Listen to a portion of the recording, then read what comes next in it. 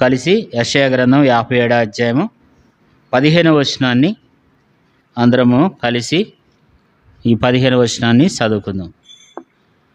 మహాగణుడును మహోన్నతుడును పరిశుద్ధుడైన నిత్య నివాసి అయిన వాడు ఇలాగ సెలవిస్తున్నాడు. నేను మహోన్నతమైన పరిశుద్ధ స్థలంలో నివసించిన వాడను. అయినను వినియమ గల వారి ప్రాణమును ఉజ్జీవింపచేయుటకును నలిగిన వారి ప్రాణమును ఉజ్జీవింపచేయుటకును వినమ్యము గల వారి యొద్దను దీన మనసు గల వారి యొద్దను నివసించగోరుచున్నాను. దేవుడి మాటల ద్వారా మనతో మాట్లాడి సహాయం చేయనుగాక. దేవుని యొక్క ఉద్దేశం ఏంటంటే మనలో నివసించాలని, మనలో ఉండాలని. ఆయన చాలా పెద్ద దేవుడు. ఆయన ఎవరు అంటే 15వ వచనంలో రాయబడింది, మహాగణుడును మహోన్నతుడును. ఆయన మహాగణుడంట, రెండోది మహోన్నతుడు, మూడోది పరిశుద్ధుడు, నాలుగోది నిత్య నివాసి. ఇంత పెద్ద దేవుడు ఏమని కోరుతున్నాడంటే, వినయము గల వారి యొద్ద నేను నివసించాలి, వినయము గల వారి యొద్దను దీన మనసు గల వారి యొద్దను నివసించుచున్నాను అంటున్నాడు. దేవుని యొక్క నివాసం ఎక్కడుందంటే మనలోనే ఉండాలని దేవుని యొక్క ఆశ, దేవుని యొక్క సంకల్పం, దేవుని యొక్క ఉద్దేశం ఏంటంటే ఆయన అంత పెద్ద దేవుడు అయ్యిండి, ఆయన అంత గొప్ప దేవుడు అయ్యిండి కూడా మనలో నివసించాలని దేవుడు కోరుతున్నాడు. దేవుడు ఎలాంటి దేవుడు అంటే ఆకాశ మహాకాశములు సైతము పట్టజాలనటువంటి దేవుడు అంట. చూడండి, 66వ అధ్యాయం యెషయా గ్రంథం. దేవుడు ఎంత గొప్పవాడు, ఎలాంటి గొప్ప దేవుడు అంటే యెషయా గ్రంథం 66వ అధ్యాయము 1వ వచనం. యెహోవా ఇలాగ సెలవిచ్చుచున్నాడు, ఆకాశము నా సింహాసనము, భూమి నా పాదపీఠం. మీరు నా నిమిత్తము కట్టనుద్దేశించు ఇల్లు ఏపాటిది? నాకు మిశ్రయ స్థానముగా మీరు కట్టనుద్దేశించినది ఏపాటిది? అవన్నీ నా హస్తకృష్యములు, అవి నా వలన కలిగినవి అని యెహోవా సెలవిచ్చున్నాడు. ఎవడు దీనుడై నలిగిన హృదయము గలవాడై నా మాట విని వణుకుచుండును వారిని నేను దృష్టించుచున్నాను. ఇక్కడ మనం చూసినట్లయితే దేవుడు ఎంత పెద్ద దేవుడు అంటే ఆయన ఆకాశ మహాకాశములు పట్టజాలనటువంటి గొప్ప దేవుడు. దేవుడంట ఆకాశ మహాకాశములు పట్టజాలనటువంటి దేవుడు. ఈ మాట ఎవరన్నారంటే రాజైన సొలొమోను అన్నాడు. మొదటి రాజుల గ్రంథం 8వ అధ్యాయం 27వ వచనంలో, మొదటి రాజుల గ్రంథం 8వ అధ్యాయం 27వ వచనంలో రాజైన సొలొమోను అన్నాడు. ఏమంటున్నాడంటే, దేవా పెద్ద మందిరం కట్టాడు, పెద్ద మందిరం కట్టి అన్నాడు, దేవా నేను కట్టినటువంటి ఈ మందిరం ఏ పాటిది? ఇందులో నువ్వు నివసింపదగునా? ఎందుకంటే నువ్వు ఎంత పెద్ద దేవుడవు, నువ్వు ఆకాశ మహాకాశములు సైతం నిన్ను పట్టజాలవు అని చెప్పి సొలొమోను అన్నాడు. సొలొమోను ఆ మాట మాట్లాడాడు. ఎందుకంటే నిజంగా మనం కట్టినటువంటి ఈ మందిరంలో దేవుడు నివసించడు, కానీ మనలో నివసించాలనేది దేవుని యొక్క ఆలోచన అన్నమాట. అది దేవుని యొక్క ఉద్దేశం. దేవుడు మనలో ఉండాలని కోరుకుంటున్నాడు. అందుకని ఆకాశ మహాకాశములు, ఆకాశము నా సింహాసనం, భూమి నా పాదపీఠం. దేవుని యొక్క సింహాసనం, ఆకాశం అంతా కలిపి దేవుని యొక్క సింహాసనం అంట. భూమి ఆయన పాదపీఠం. ఆయన ఆకాశంలో కూర్చుంటే, ఆకాశాన్ని సింహాసనంగా చేసి కూర్చుంటే ఆయన పాదం ఎక్కడ ఉందంటే భూమి మీద ఉందంట. అంటే భూమి మొత్తం కలిపి ఆయన పాదపీఠం. అంత గొప్ప దేవుడు, అంత మహోన్నతుడైనటువంటి దేవుడు ఎవరిలో నివసించాలని దేవుడు ఆలోచిస్తున్నాడు అంటే మనలో ఉండాలని, నీలో ఉండాలని, నాలో ఉండాలని, మన మధ్యలో ఉండాలనేది దేవుని యొక్క దయ, దేవుని యొక్క సంకల్పం అన్నమాట. కాబట్టి మనలను తనకు ఆలయముగా చేసుకుని మనలో నివసించాలనేది దేవుని యొక్క ఉద్దేశం. అందుని బట్టి మనము దేవుని స్తుతించాలి, దేవుని గణపరచాలి. ఇంత గొప్ప దేవుణ్ణి మనం ఆరాధించాలి. ఎందుకంటే ఆయన ఎలాంటి దేవుడు అంటున్నాడు? ఆకాశ మహాకాశములు సైతం నిన్ను పట్టజాలవు అంటాడు కదా. అపొస్తలుల కార్యములు కూడా చూడండి, చదువుకుందాం. 7:50 చదవండి. అపొస్తలుల కార్యములు 7:50. అపొస్తలుల కార్యములు 7:50. అపొస్తలుల కార్యములు 7:50. ఆకాశము నా సింహాసనము, భూమి నా పాదపీఠము. మీరు నా కొరకు ఎలాంటి మందిరము కట్టుదురు? నా విశ్రాంతి స్థలం ఏది? ఇవన్నీ నా హస్తకృష్యములు కావా అని ప్రభువు చెప్తున్నాడని ప్రవక్త పలికిన ప్రకారం సర్వోన్నతుడి హస్తకృష్యాలయంలో నివసించాడు. దేవుడు ఎవరిలో నివసిస్తాడు? దేవుడు మనలో నివసిస్తాడు. కానీ చాలాసార్లు అనుకుంటాం దేవుని మందిరంలోనే నివసిస్తాడు అనుకుంటాం. నివసిస్తాడు, మంచిదే. మనమందరం వచ్చినప్పుడే దేవుడు ఇందులో ఉంటాడు. మనమందరం ఇక్కడ సమాజంగా కూడినప్పుడు దేవుడు ఇక్కడ ఉండాలని దేవుడు కోరుకుంటాడు. ఈ మందిరంలో దేవుడు ఉంటాడు. ఈ మందిరంలో దేవుడు ఉండడానికి ఇష్టపడతాడు. అలాగే హృదయం అనేది మందిరంలో కూడా దేవుడు ఏం చేయాలనుకుంటున్నాడంటే ఇష్టపడుతున్నాడు కదా. ఇది నేను కోరిన స్థలం, నేను ఇక్కడనే నివసిస్తానంటాడు. మందిరంలో ఉంటాడు, నీ హృదయం అనే మందిరంలో కూడా ఉంటాడు. అంత గొప్ప దేవుడు నీలో, నాలో, మనలో ఉండాలని ఆశపడుతున్నాడు కదా. ఆయన మన హృదయంలో ఉంటాడు. తర్వాత మనమందరం సమాజంగా కూడినప్పుడు తన మందిరంలో కూడా ఉంటాడు కదా. ఇక్కడ పైన వాక్యం ఏముంది పైన నా వెనకాల? ఇది నేను కోరిన స్థానము, నేను ఇక్కడనే నివసించేది. దేవుని యొక్క ఉద్దేశం చూడండి. యేసుకేలు గ్రంథంలో అంటాడు నా గద్దె స్థలం అంటాడు. దేవుని యొక్క గద్దె స్థలం ఇది. దేవుని యొక్క మందిరం, దేవుని యొక్క గద్దె స్థలం. అలాగే మనలో దేవుడు ఉండాలని, మనతో ఉండాలని కోరుతున్నాడు. ఎవరిలో ఉంటాడు అంటున్నాడు? ఆయన దీనుల్లో ఉంటానంటున్నాడు. దీన మనసు గల వారి యొద్దన ఉంటాడు అంటాడు కదా. వినయము గల వారి యొద్దను, దీన మనసు గల వారి యొద్దను నేను నివసించుచున్నాను. దేవుడు ఎంత గొప్పవాడో చూడండి. ఆయన మనలో నివసించాలని కోరుతున్నాడు. ఆయన ఎంత గొప్పవాడంటే ఆయన భూమి ఆకాశములు కలగజేసినటువంటి సృష్టికర్త అయినటువంటి దేవుడు. ఆయన ఎలాంటి గొప్ప దేవుడు అంటే జానతో ఏం చేస్తాడంట? ఆకాశముని కొలత వేస్తాడంట. మనం వేస్తామా కదా. 40వ అధ్యాయం చూడండి. యెషయా గ్రంథం 40వ అధ్యాయం 12వ వచనం. చదవండి. యెషయా గ్రంథం 40వ అధ్యాయం 12వ వచనం. తన పుడి చిటిలో జలములను కొలిచిన వాడెవడు? అంటే తన యొక్క 2 చేతులు తిన్ని ఇట్లా పడితే మొత్తం ఎన్ని నీళ్ళు అయితే ఉన్నాయో అన్ని నీళ్లను కొలవగలిగినటువంటి వాడు. తన చేతులతో ఈ భూమి కింద ఉన్నటువంటి నీళ్లు, భూమి చుట్టూ ఉన్నటువంటి నీళ్లు, పైన ఉన్నటువంటి నీళ్లును ఆయన దేనితో కొలుస్తాడంట? తన పుడి చిటిలో జలములను కొలిచిన వాడెవడు అంటాడు. అంటే దేవుడు నీళ్ళను ఎట్లా కొలుస్తాడు? తన చేతితో ఇట్లా పెట్టి నీళ్ళను కొలుస్తాడంట. అంటే ఆయన చెయ్యి ఎంత పెద్దదో చూడండి. ఇంకా కిందేముంది? జానతో ఆకాశముల కొల చూచిన వాడెవడు? అంటే ఈ జానతో ఆకాశాన్ని కొలత వేసినటువంటి దేవుడు. మనం వేయగలమా కదా. ఒకసారి బాగా జ్ఞాపకం, ఒక యవనస్తులు కొత్తగా వాళ్ళు కాలేజీకి వెళ్ళారంట. అంతకంటే ముందున్నటువంటి సీనియర్లు ఉంటారు కదా, వాళ్ళు ర్యాగింగ్ చేస్తారు. కాలేజీలో ఏం చేస్తారు? ర్యాగింగ్ చేస్తారు. ఒక యవనస్తుడు ఆ రోజునే కాలేజీకి వెళ్ళిండంట. కాలేజీకి వెళితే అక్కడ ఉన్నటువంటి ఆడపిల్లలు ఏం చేస్తున్నారంటే ర్యాగింగ్ చేస్తున్నారు.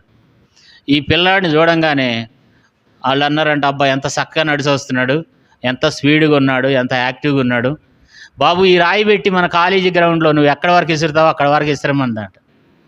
ఒక రాయి ఇచ్చారంట ఆయన చేతికి. ఆయన ఏమనుకున్నాడంటే నా అంత మనగాడు ఎవడున్నాడు, రాయి విసర్జమే కదా అని చెప్పి చేతి కొందిని ఆ రాయి పట్టుకుని విసిరిండంట. అప్పుడు వాళ్ళకి అగ్గిపుల్ల ఇచ్చారంట. నువ్వు ఎక్కడి వరకు అయితే రాయి ఇచ్చినావో అక్కడ వరకు ఈ అగ్గిపుల్లతో కొలువు అన్నారంట. కొలుస్తాడా చెప్పండి? కాలేజీని అగ్గిపుల్లతో ఏం చేయమన్నారు? నువ్వు ఎక్కడి వరకు అయితే రాయి విసిరావో అక్కడ వరకు ఈ అగ్గిపుల్లతో కొలవమన్నారంట. అట్లా మనం కొలవలేం. మన ఆవరణాన్ని, మన చర్చి ఆవరణాన్ని జానతో కొలవాలంటే ఎప్పుడు దాకా కొలుస్తావు? కొలిసి కొలిసి కొలిసి జాన్ అంటే అంత ఇంత ఇట్లా కొలిసి కొలిసి కొలిసి ఎప్పుడు దాకా కొలుతావు కదా. అయితే దేవుడు ఏం చేస్తున్నాడంట, దేవుడు దేంతో కొలుతున్నాడు, జానతో ఆకాశంలో ఏం చేస్తున్నాడంట, కొల చూసినవాడంట. భూమిలోని మన్నును ఆయన కొలపాత్రలో ఉంచాడంట. భూమిలో మున్నంతటిని కూడా ఒక పాత్రలో ఉంచగలిగినటువంటి దేవుడు. తర్వాత త్రాసులో పర్వతంలో తూయగలిగినటువంటి వాడు, తూనికి చేత కొండలను తోసగలిగిన వాడెవడు అంటే దేవుడు అంత గొప్ప దేవుడు అనమాట, అంత గొప్ప దేవుడు. కాబట్టి ఆయనతో మనం ఎవరిని పోల్చలేం. బైబిల్లో రాయబడి 18 వచ్చిన చూడండి, యెషయా గ్రంథం 40:18. కావున మీరు ఎవరితో దేవుని పోల్చుదురు, ఏ రూపమును ఆయనకు సాటి చేయగలరు. అంటే దేవుని మనం పోల్చలేం. ఎవరితో పోల్చగలం, ఏ వ్యక్తితో మనం పోల్చగలం, ఈ భూమి మీద ఉన్నటువంటి వారితో? ఆయనతో ఎవరిని కూడా మనం పోల్చలేం. 18 వచనం, కావున మీరు ఎవరితో దేవుణ్ణి పోల్చుదురు, ఏ రూపమును ఆయనకు సాటి చేయగలరు. ఏ రూపాన్ని చేసి దేవుడు అని సాటి చేయగలం, ఏ విగ్రహం చేసి ఈయన దేవుడు అని సాటి చేయగలం, ఏ రూపాన్ని చేసి, ఏ వ్యక్తిని చేసి, లేకపోతే ఎవరిని చేసి మరి ఆయనతో మనం సాటి చేయగలం.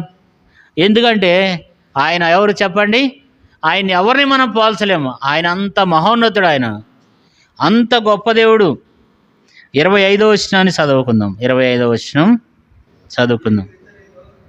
నీవు ఇతనితో సమానుడు అని మీరు నన్ను ఎవరికి సాటి చేదురు అని పరిశుద్ధుడు అడుగుతున్నాడు. ఇక్కడ మనం చూస్తే 25వ వచనంలో నువ్వు ఇతనితో సమానుడు అని మీరు నన్ను ఎవరికి సాటి చేయదు అన్నాడు. దేవుని తీసుకొచ్చి నిలబెట్టి నువ్వు ఇతనితో సమానుడు అనడానికి ఎవరు సరిపోరు.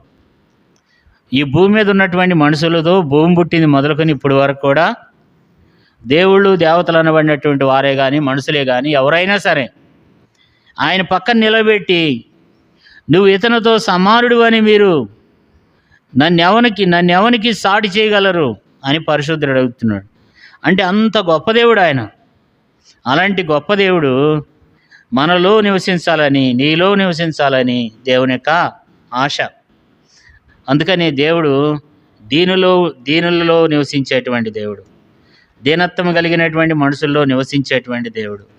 అంతేకాదు ప్రకటన గ్రంథం 2వ అధ్యాయము 1వ వచనములు మనం చూసినట్లయితే, ప్రకటన 2వ అధ్యాయం 1వ వచనములో ఎఫెసు సంఘానికి దేవుడు రాస్తున్న మాట ఏంటంటే, 7 నక్షత్రములు తన కుడి చేత పట్టుకుని 7 దీపపు స్తంభముల మధ్యన సంచరించేవాడు చెప్పు సంగతులేమనగా అంటాడు. ప్రకటన గ్రంథం 2వ అధ్యాయం 1వ వచనం మనం చూసినట్లయితే 7 నక్షత్రములు ఆయన కుడి చేత ఉన్నాయంట. నక్షత్రం అంటే ఒక స్టారు. నక్షత్రం అంటే మనం చాలాసార్లు అంటాం కదా, చిన్న సుక్క అంటాం. సుక్క అంటే ఏంటి? నక్షత్రం. ఒక నక్షత్రం ఎంత ఉంటుందంటే ఈ భూమి కంటే చాలా పెద్దది. సూర్యుడి కంటే, చంద్రుడి కంటే కూడా చాలా పెద్దది. అంత పెద్ద నక్షత్రాలు 7 ఆయన చేతిలో ఉన్నాయంట. 7 నక్షత్రములు ఏమున్నాయి? ఆయన చేతిలో ఉన్నాయంట. అంటే ఆయన ఎంత పెద్దోడో చూడండి. ఇప్పుడు ఒక నక్షత్రం వచ్చేసి సూర్యుడి కంటే, చంద్రుడి కంటే కూడా చాలా పెద్దది నక్షత్రం అనేది. కానీ అవి చాలా పైన ఉంటాయి కాబట్టి మనకి చిన్న చుక్కలాగా కనబడతాయి. అయితే అక్కడ ఉన్నటువంటి ఆ నక్షత్రము, అలాంటివి 7 నక్షత్రములు దేవుని చేతిలో, యేసుప్రభువారి చేతిలో ఉన్నాయంట. అంటే 16 వచనములు కూడా, 1వ అధ్యాయం 16 వచనములో అక్కడ కూడా రాయబడుతూ వచ్చింది, ఆయన తన కుడి చేత 7 నక్షత్రములు పట్టుకుని ఉండెను అని రాయబడింది. అంటే అంత పెద్ద దేవుడు. ఇంకా 7 నక్షత్రములు ఆయన చేతిలో ఉన్నాయంటే ఆయన ఎంత ఉండాలా? అందుకని బైబిల్ ఏం రాయబడిందంటే, ఆకాశ మహాకాశములు పట్టజాలనటువంటి దేవుడు. అయితే ఆ దేవుడు నీలో నివసించాలని, మనలో నివసించాలని ఇష్టపడుతున్నాడు. అంతేకాదు ఈ భూమి మీద ఉన్న రోజులు నీలో ఉండాలని, నీతో ఉండాలనేది దేవుని యొక్క ఉద్దేశం. మన మధ్యలో ఉండాలని దేవుని యొక్క ఆలోచన అన్నమాట. తర్వాత మనము ఒక దినం వచ్చినప్పుడు ఆయన మరలా తీసుకుని పోయి తనతో కూడా ఉంచుకోవాలనేది దేవుని యొక్క ఆశ అన్నమాట.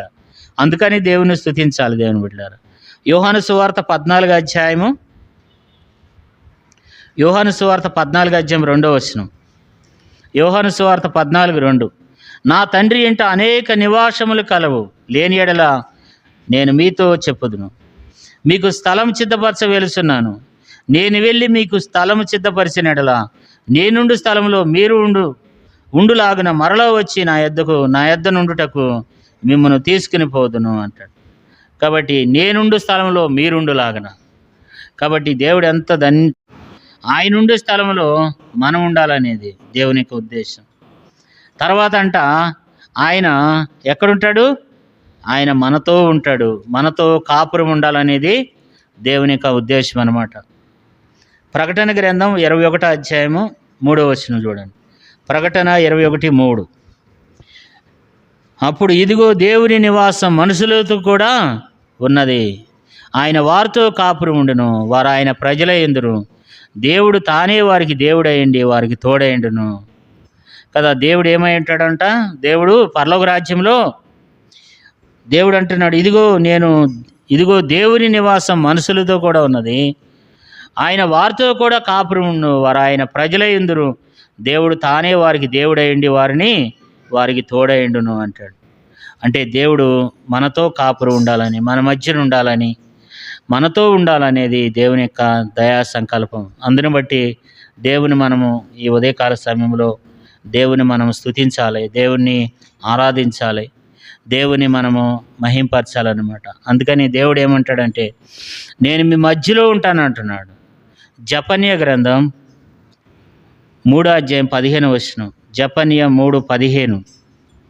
తాను మీకు విధించిన శిక్షను యెహోవా కొట్టివేసి ఉన్నాడు, మీ శత్రువులను ఆయన వెళ్ళగొట్టి ఉన్నాడు, ఇశ్రాయేలులకు రాజైన యెహోవా మీ మధ్యన ఉన్నాడు కదా. దేవుని వాక్యం రాయబడింది ఏంటంటే, జపన్య గ్రంథం పేజీ నెంబరు 774, పాత నిబంధనలో 774. జపన్య గ్రంథం 3:15 దేవుడు ఏమంటాడంటే, ఇశ్రాయేలులకు రాజైన యెహోవా మీ మధ్య ఉన్నాడు, ఇక మీదట మీకు అపాయము సంభవించదు. దేవుడు ఎక్కడున్నాడు? మన మధ్యలో ఉన్నాడు, మనతో ఉన్నాడు. 3:17. జపన్య 3:17. మీ దేవుడని యెహోవా మీ మధ్యనున్నాడు, ఆయన శక్తిమంతుడు, ఆయన మిమ్మల్ని రక్షించును. చాలండి. ఇక మనం చూస్తే ఆయన మనల్ని రక్షిస్తాడు, తన ఆనందంతో తన కృపతో నింపుతాడంట. ఆయన రక్షించే దేవుడు. దాని పక్కనే హగ్గయి గ్రంథం ఉంది చూడండి. హగ్గయి గ్రంథం 2:5 కూడా ఆయన ఎట్లా ఉన్నాడంటే, హగ్గయి గ్రంథం 2:5. మీరు ఐగుప్తు దేశం నుండి వచ్చినప్పుడు నేను మీతో చేసిన నిబంధనను జ్ఞాపకం చేసుకునుడి, నా ఆత్మ మీ మధ్యనున్నది గనుక భయపడకుడు. దేవుడి యొక్క ఆత్మ ఎక్కడుంది? దేవుని ఆత్మ మన మధ్యన ఉన్నాడంట. దేవుడు మనతో ఉన్నాడు, మన మధ్యన దేవుని యొక్క ఆత్మ ఉన్నది. దాని పక్కనే జకర్యా గ్రంథం 2:5. జకర్యా 2:5. నేను దాని చుట్టూ అగ్ని ప్రాకారముగా ఉందును, నేను దాని మధ్య నివాసినై మహిమ కారణముగా ఉందును. దేవుడు ఏమిటంటాడు? దేవుడు మన చుట్టూ అగ్ని ప్రాకారంగా ఉంటాడంట, మన మధ్యన నివాసి అయి ఉంటాడంట. 2:10-11 కూడా ఒక మాటను చదువుకుందాం. సియోను నివాసులారా, జకర్యా